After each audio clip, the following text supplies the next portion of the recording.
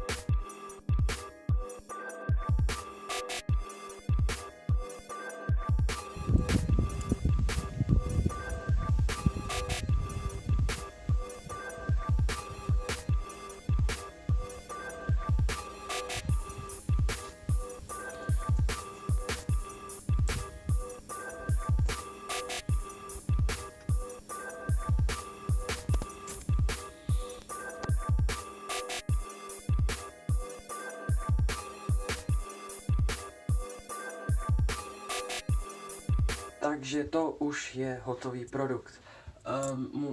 Už mi fakt dochází baterka, takže to musím rychle skončit. Musel jsem ten nůž ještě omotat měděným drátem, aby to dostatečně drželo. A to už jsem neukázal, protože se mi fakt moc vybíjela baterka. Takže já už to teďka budu končit. Takže pokud se vám video líbilo, zanechte like. A na jiné nápady napište komentář a já vás uvidím jindy. Sayonara.